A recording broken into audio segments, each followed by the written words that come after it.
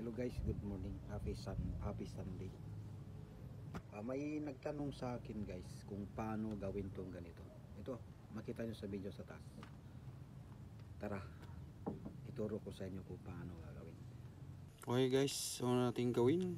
Punta tayo sa CapCut. Tapos pindutin natin yung new project. Tapos pindutin natin yung video na kailangan natin. Pagkatapos i-add natin.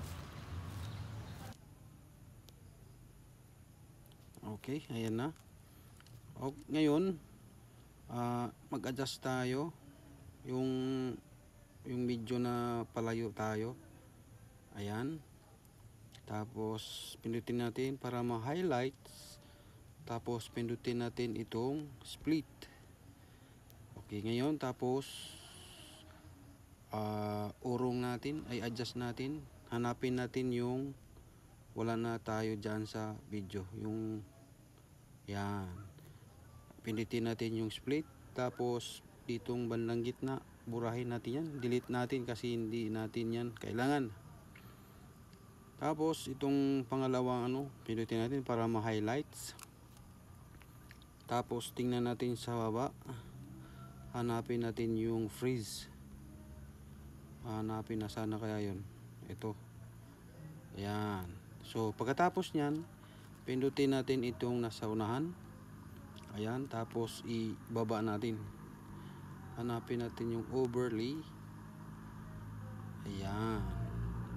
Hanapin yung overlay na yan. Okay. So habang naka-highlights itong overlay natin, hanapin natin itong ayan, yung malapit na tayong yung papalayo tayo. Tapos pindutin natin yung keyframe, itong diamond sa taas. Ayan, yung diamond sa taas. Mayroon ng diamond. Tapos ano mo na lang dito sa dulo. Ayan, lagyan natin ng diamond. So habang naka-highlights yan, lagyan punta tayo dito sa baba. Tapos hanapin natin itong opacity. Ito yung opacity. Yan. Tapos naka 100 yan, i-adjust natin sa 0. Tapos pagkatapos i-check lang natin. So ito yung kalabasan guys. Ayan bigla tayong nawala. Diba?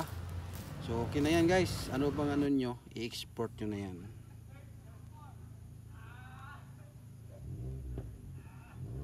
So ito na po yung kalalabasan.